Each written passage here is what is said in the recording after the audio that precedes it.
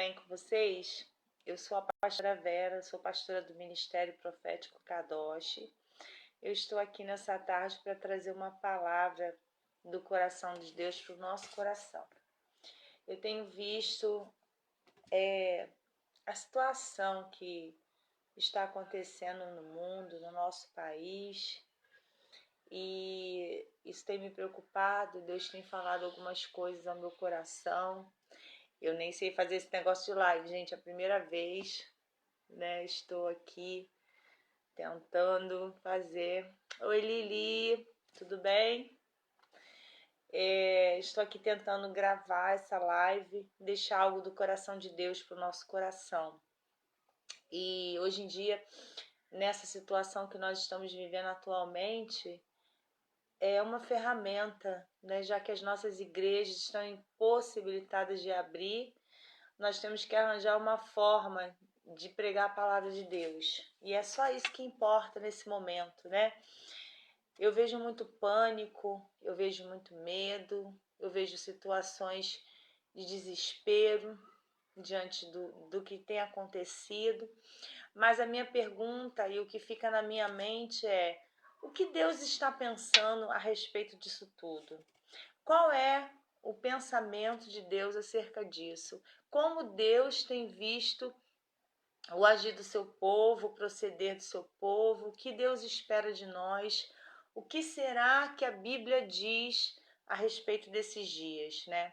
E eu tenho pensado muito numa palavra que está no segundo livro das Crônicas, no capítulo 7, a partir do versículo 13, que diz: se eu fechar o céu para que não chova, ou mandar que gafanhotos devorem o país, ou sobre o meu povo enviar uma praga, se o meu povo, que se chama pelo meu nome, se humilhar e orar, buscar a minha face e se afastar dos seus maus caminhos, dos céus eu ouvirei, perdoarei o seu pecado e curarei a sua terra. Então, irmãos, essa palavra é uma palavra de direcionamento. O que Deus está dizendo? Como será que eu tenho que me comportar como cristão? Como será que eu, como servo e serva do Senhor, tenho que me comportar nesses dias, né? A palavra é clara, ela fala sobre tudo e que estamos vivendo. Essa palavra tem estado no meu coração desde quando se instaurou essa crise.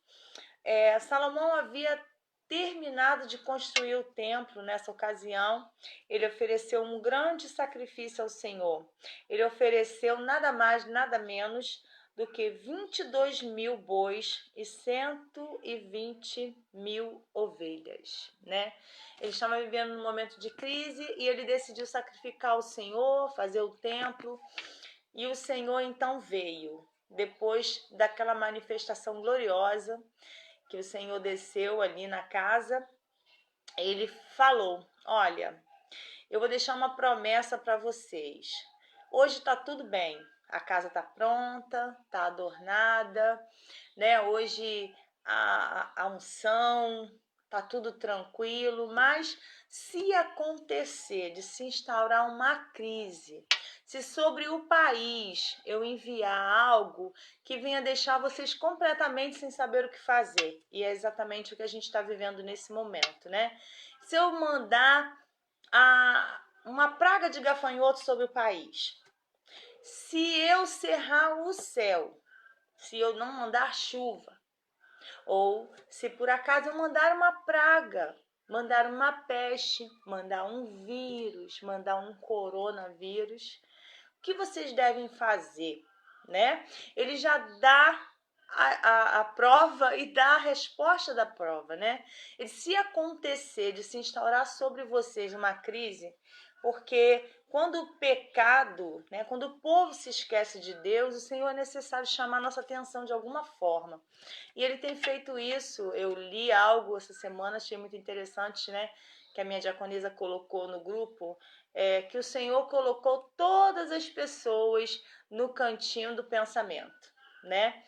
E é um tempo da gente pensar mais do que falar, porque as pessoas tem se preocupado muito em falar, principalmente nós crentes, pastores, né?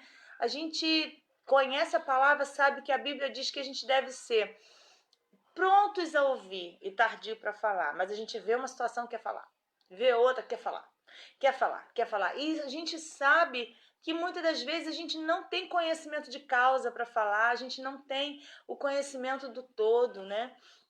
Do que está acontecendo. Tem coisas que são espirituais, o homem natural não discerne as coisas espirituais. Não é através do natural que a gente vai vencer isso, né? Mas sim colocando aquilo que a Bíblia manda a gente fazer em prática. Então o Senhor falou, se a crise vier, a resposta para o meu povo para acabar com a crise é, primeiro, se humilhar, né? A gente fala muito em orar. Mas antes de orar, ele diz que a gente precisa se humilhar. O que é se humilhar? Se humilhar é se colocar debaixo, em submissão, sob a missão de alguém, né? Então, nós compreendemos que nós não temos condição de resolver essa crise, nós não temos condição, nem nós, nem ninguém. Nós dependemos única e exclusivamente do Senhor. Então, nós temos que nos humilhar antes de qualquer coisa. Naquele tempo, se humilhar significava ficar sozinho, se assentar num canto solitário, rasgar as vestes, jogar cinza sobre a cabeça e dizer, Deus, eu não sei o que fazer, eu não estou dando conta da situação, eu preciso que o Senhor venha. Então isso é se humilhar, né? Dizer, eu não tenho conhecimento, meus diplomas, minhas faculdades, o meu cargo, o meu dinheiro, nada disso pode resolver. Nós não temos condição, Senhor. Eu estou me humilhando. E a segunda coisa que o Senhor diz é orar. Orar, orar e orar. Ao invés de falar, falar, falar. Não está escrito que é para a gente ficar falando. É para a gente estar orando. Orando, orando e orando.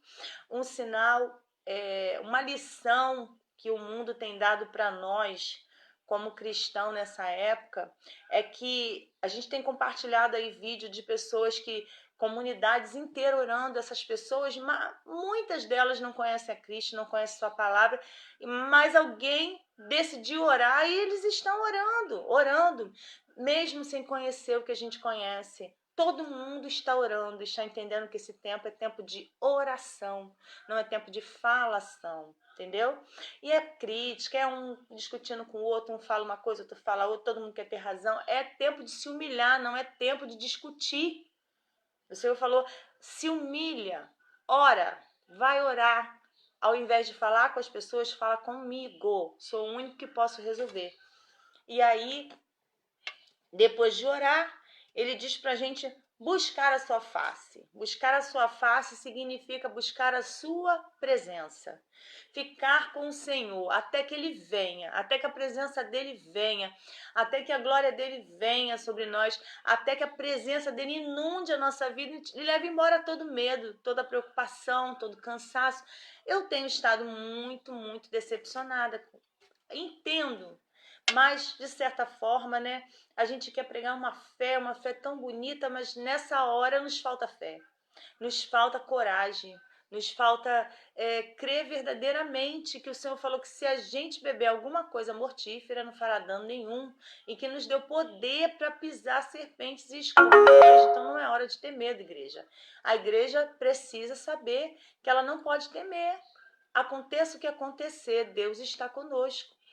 Ele disse pra gente buscar a sua face. É diferente de orar, né? Orar é entregar o nosso pedido a Deus. Buscar a face de Deus é buscar a sua presença até que ele venha. É chamar a atenção dele até que ele se manifeste e revele algo. Porque o que a gente tem ouvido das pessoas, mas a gente precisa ouvir a Deus. A palavra de Deus diz: quem tem ouvidos, ouça a quem? Ouça quem? Ouça o que o Espírito está dizendo à igreja nesse tempo. A gente não está conseguindo ouvir a voz do Espírito porque a gente está muito preocupado em ouvir homens. E essa tarde eu vim aqui dizer, ouça o que o Espírito está dizendo. Porque se a gente for ouvir o que os homens estão dizendo, nós não temos saída. Não há saída, porque se a gente se livra do vírus, a gente cai numa crise econômica. Se a gente vai segurar a economia, tem que correr risco com o vírus. Então, o que é que o Espírito tem dito à igreja? A gente precisa saber o que é, o que o Espírito está dizendo. E como que a gente vai saber o que o Espírito está dizendo? Buscando a sua presença, buscando a sua face. A outra coisa que o Senhor fala, antes mesmo de dizer que ele vai curar a nossa terra, ele diz: vocês têm algo a fazer antes que eu venha sarar a terra. A primeira coisa é se humilhar, a segunda coisa é orar, a terceira coisa é buscar a face, ou seja, buscar a presença do Senhor, e a outra coisa é se afastar dos seus maus caminhos, né? É se converter de verdade, irmãos. Aquilo que a gente tem feito, que tem desagradado a Deus, a gente precisa se converter disso, sair desse caminho, porque o Senhor diz que é para dar meia volta. Conversão quer dizer voltar desse caminho, fazer o caminho contrário. Aquilo que a gente tem feito, que não tem agradado ao Senhor, é hora da gente converter disso, tá? É hora de deixar isso, é hora de cada um olhar para a sua própria vida e falar: Deus, aonde eu tenho errado? Eu preciso me converter, me consertar. Só depois de tudo isso feito, a Bíblia nos afirma que ele diz: então, só depois de tudo isso feito, eu, né? Está aqui, ó, deixa eu achar aqui o versículo. Então eu ouvirei dos céus, perdoarei o seu pecado e curarei a sua terra. Então, o que Deus está esperando de nós é que a gente venha se humilhar, é que a gente pare de falar, que a gente seja mais pronto para ouvir do que falar. Falar a palavra, podemos. Usar os canais de comunicação para falar sobre a palavra de Deus, devemos. Olha, esse tem sido um tempo maravilhoso para mim. Esse tem sido o tempo da oportunidade porque as pessoas estão com o coração aberto para ouvir, estão sedentas, né? Eu tenho colocado algumas publicações, as pessoas têm me respondido no privado: pastora, ora por mim, eu quero voltar para Jesus. É a hora do filho voltar para a casa do pai, como eu postei, é a hora da gente estar buscando as pessoas que estão sedentas. Não é a hora da igreja ficar se degladiando entre si, não é hora da igreja se esconder, tá? Eu não estou dizendo da gente ser desobediente, até porque não existe nenhuma lei que proíba o culto. É anticonstitucional fechar a igreja. Eu sou totalmente contra, mas isso não importa. Eu acho que a igreja tem que estar de portas abertas, ainda que seja na presença dos seus pastores, para não colocar ninguém em risco. Mas eu, como pastor, tenho o dever e a obrigação de estar lá para acolher aqueles que precisam, aqueles que necessitam. E Deus, ele está trazendo, sim, o avivamento para o nosso país, mas todo avivamento começa com humilhação. Então é a hora. Chegou a hora da gente mostrar quem a gente é. Isso está servindo para ver verdadeiramente quem está ligado na videira, quem está atento à voz do Senhor, à voz do Espírito. Porque a igreja tem que ouvir a voz do Espírito. Somente do Espírito. Quem tem ouvido, ouça o que o Espírito está dizendo para a igreja. Quem conversa com a igreja é o Espírito de Deus. É só Ele que fala com a igreja. Então a gente precisa ser direcionado por Ele. E vamos parar de espalhar o medo, o pânico, vamos falar a palavra, vamos espalhar a semente, né? Há tanta coisa linda para a gente fazer, há tanta coisa boa para a gente fazer nessa hora. Olha que oportunidade única que o Senhor está dando para a igreja, né? De falar do seu amor, da sua graça, do seu perdão, da restauração que existe, da morte do seu filho. É tanta coisa linda para falar, gente. Vamos esquecer essas coisas que estão nos afastando da presença de Deus. É tempo de buscar mais e mais essa presença. E eu estou muito feliz, né? Porque eu estou triste pelas mortes, mas às vezes, tá? É necessário que uns morram para que outros possam viver. Foi assim com Jesus. Ele teve que morrer para que a gente pudesse viver. É claro que ninguém é como Cristo, né? Não precisa morrer como Cristo, mas as pessoas, essas mortes têm que valer para alguma coisa, né? Essas mortes têm que fazer algum sentido. Não pode ser em vão a morte dessas pessoas. A morte dessas pessoas, elas falam. né? O sangue delas clama pela terra. O que nós vamos fazer mediante a isso? Vamos só nos desesperar e nos proteger dentro das nossas casas, ou vamos anunciar a palavra, ou vamos falar de Jesus, ou vamos mudar o nosso comportamento também. Nós precisamos despertar. É tempo da gente se humilhar, é tempo da gente orar, é tempo da gente buscar a face do Senhor e a gente se converter dos maus caminhos, né? Então, eu tomei coragem para vir aqui, porque eu sou muito tímida, não gosto de falar assim em público, né? Mas o meu coração arde por coisas que Deus vai fazer nesse tempo. Eu acredito que seja um tempo de milagre, um tempo onde a igreja vai viver milagres. Já está acontecendo isso. Eu estou recebendo mensagens de pessoas que eu não imaginava, porque esse tempo de cantinho de pensamento realmente está fazendo a gente pensar e refletir sobre muita coisa, sobre muitos comportamentos que às vezes atitudes que a gente toma em momentos, né, que não deveriam ser tomadas. Essa é a hora, porque o Senhor pode vir a qualquer momento buscar a sua igreja. A gente tem que estar pronto, né, meus irmãos? Então, cada um busque de Deus o conserto. Para Deus sarar a nossa terra, a gente precisa obedecer a palavra. Eu confio nas autoridades, eu confio nos homens, sim. Mas eu confio que eles possam ser usados por Deus, inspirados por Deus, porque o que acontece? No tempo da fome no Egito, o Senhor usou um homem chamado José. Ele disse: durante 7 dias, guarde em celeiros alimento para os 7 anos que virão de fome. Eu acredito sim que o homem é usado por Deus, mas o direcionamento tem que vir de Deus, e a nossa obrigação é orar pelas nossas autoridades para que venha um direcionamento. E quando vier, a gente não tem que questionar o que virá. A gente só tem que confiar que a gente está orando e que Deus está agindo, né? Daniel também foi muito usado com Nabucodonosor, interpretando o seu sonho e dizendo o que iria acontecer com aquele povo. Deus foi capaz de salvar uma nação ímpia, a nação do Egito, e fazer com que o Egito fosse o local de socorro para o povo em volta, para todo Israel também, que foi lá buscar comida, inclusive seus irmãos. Deus separou um povo, uma nação que não era a nação dele, através de um homem na posição.